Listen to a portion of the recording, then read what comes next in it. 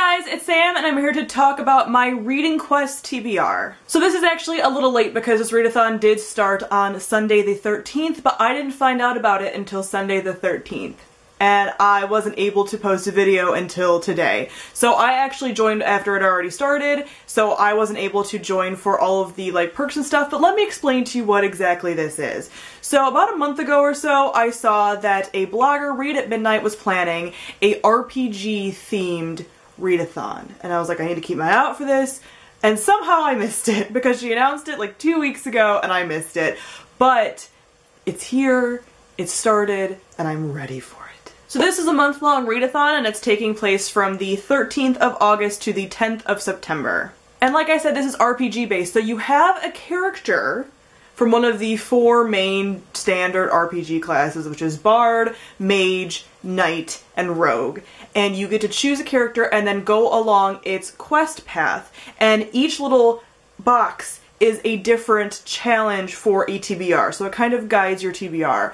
And you can go all the way around it and get to all of them if you read that quickly, but you have to start with your character's character class quest and go all the way through that before you can start another one and go all the way around. There are also side quests, so there's things in the middle of the board that are different side quests that also earn you XP. So if you're not a video gaming type person or like a RPG type person, then maybe this is all like Latin to you, but experience points are something that you earn to level up a character in RPGs, and that is what you earn through reading books, through reading through parts of your quest line, through how many pages are read, through interacting on social media. That actually gets you HP, I think, which is health points. But it's all themed, and I'm not going to explain all of it because she did so much detail with this. I am blown away. So I will leave the link to the sign up post down below. Like I said, you can't sign up because there are like challenges and rewards and stuff for people who were able to sign up beforehand, whatever. But I just think it's fun. I probably wouldn't have tried to go for any of the prizes or anything anyway because it's just a fun readathon. Like it's so cool. It's a way to vary up your TBR and kind of everything like that. And it's RPG based. So I had to join. So there's also some custom art for this in which you get to create a character card. So here is my character card, and I cheated a little bit. This is unofficial, and like you're probably not technically supposed to do this, but I'm still abiding by the rules. I just made it a little bit different. You'll see what I'm doing. So I am starting with the Mage questline, but I also plan to get through the Knight questline. And my favorite kind of character class is typically Rogue. That's what I play all the time in like any game ever, and in tabletops and everything like that is Rogue. Usually dual wielding. But my TBR that I already have, like my physical TBR, I don't have a lot of books that match up with some of the things in there, so I didn't want to get stuck on that. And my second favorite class is Battle Mage. So if you're not like super familiar with all the technicalities of all the different classes and stuff, Battle Mages are exactly like it sounds. It's like a warrior class mixed with a mage class, and they're great. They're usually a little more heavily armored and all this fun stuff. So actually my first character in Dragon Age Inquisition was a rogue, and then my second character was a battle mage. So it kind of follows that whole thing. So I plan on doing it in order, so you're not allowed to go on to the next quest line for the next kind of class until you finish the first one. So I'm gonna go with mage first, obviously, and then go up to knight until she turns into a battle mage, because that's the kind of character I want. So since this is a month-long readathon, that is a lot to plan out. I am very much a mood reader. So in a couple of these categories, I put a couple different selections just based on my mood, and that way I can kind of switch things up a little bit. But you are only allowed to read 1 book per quest category, so you can't double up on challenges or anything like that. So I'm not doing anything like that. I will only read 1 book for each category, stuff like that. I'm abiding by all the rules. I promise. I'm very strict with the rules with RPGs. I get it. So I'm doing all that, but I just have some alternates that I might go between. And a couple of them do fit in multiple categories, so I can kind of shuffle things around and everything like that, so that it makes it so I don't feel like I'm tied down to a TBR necessarily. So the first quest for the Mage is a book with a 1-word title. And for that, I'm going with Opal by Jennifer L. Armentrout. It's the 3rd book in the Lux series, which is a borderline new adulty. It's like later teen romance, paranormal romance. It's with aliens. So this is super easy to read, and that's why I'm picking it for a readathon, because you can just fly through these books, and I wanted to make sure I had a couple of books on this list that I could just fly through.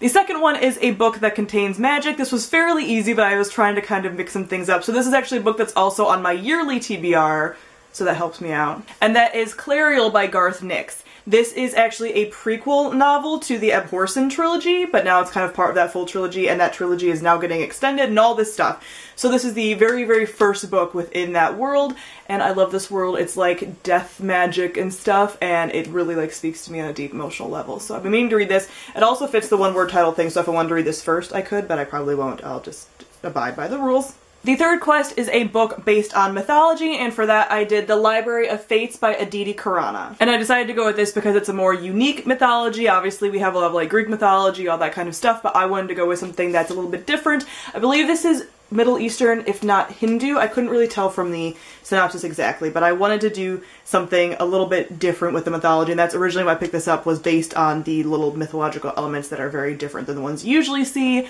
so I'm very excited to get to this. The fourth quest is a book set in a different world, and again, this like quest line is really perfect for me because it's to my reading taste, really, and so a lot of books fit into this category. Like I could have picked almost anything on my TBR since it's mostly fantasy or sci-fi. So this is one that I gave myself two options for. The first one being Lost Stars by Claudia Gray. This is a Star Wars canon novel, so it takes place in a galaxy far, far away. And I decided to actually stay with the sci-fi theme for this particular category because my second option is The Stars Are Legion by Cameron Hurley. This takes place obviously also in outer space, and it's an all-female cast. I've been meaning to get to this and I've been really bad about not reading it, so now is the perfect time. And the last quest for this quest line is the first book in a series. So for that one I'm going to be reading The Tiger's Daughter by Kay Arsenault Rivera. This is one I've been wanting to get to since I got it last month in the mail. It's going to be amazing. It's a fantasy based in Mongolian culture, and it's ladies loving ladies. Warrior ladies loving ladies. So this one I might get to sooner rather than later. Actually, you don't have to read these all in order as far as like within your quest line, you don't have to read things in order. You can kind of skip around if you want to. So this one might be first because I'm so excited about it. So that is the end of the Mage quest line. I'm pretty much hoping that I can get through like most of these so I can get onto the Knight quest line, and the first quest within the Knight quest line is the first book in a series one. So all the four corners kind of overlap, you know.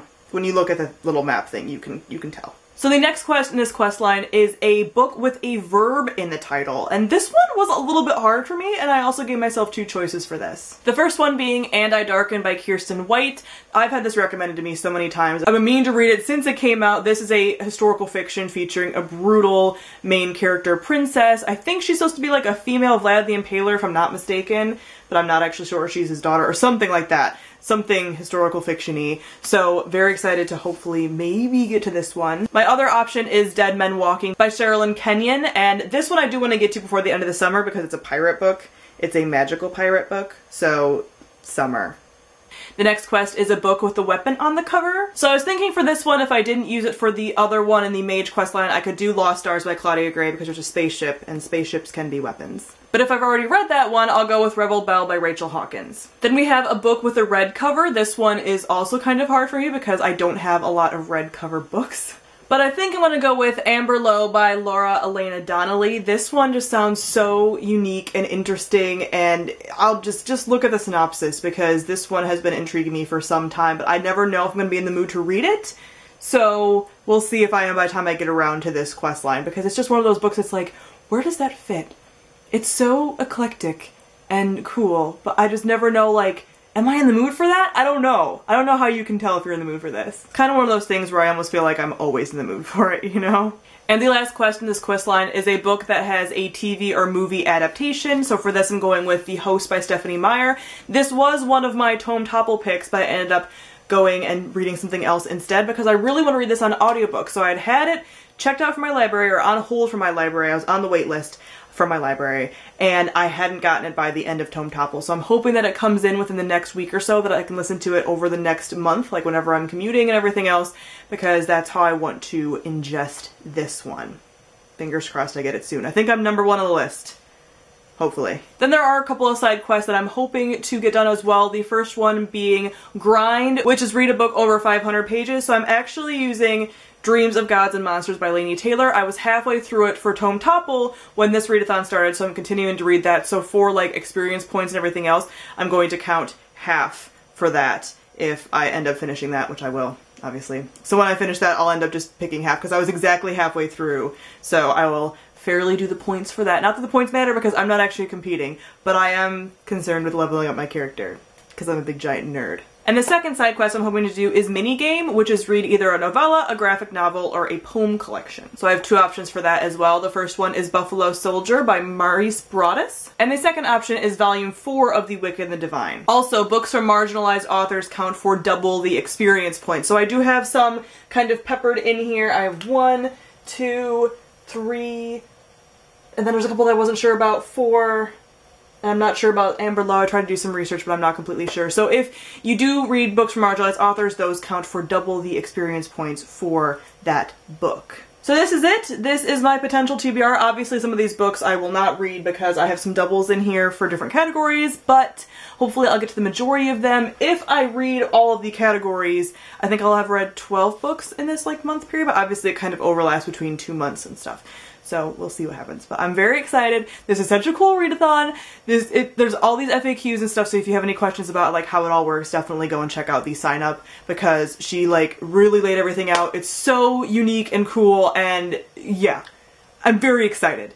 I'm very excited. I'm sad I didn't know about it sooner. I mean, I did, and then I like didn't because I never saw the announcement post. But like, I was so excited for this. Comment below and let me know if you're participating in the reading quest. Let me know what your character class is and some books that you're hoping to read for them. Character class I'm really excited about because, again, big giant nerd. Character creation is like the best part of RPGs, arguably. So thank you all for watching, and I'll see all of you guys soon. Bye!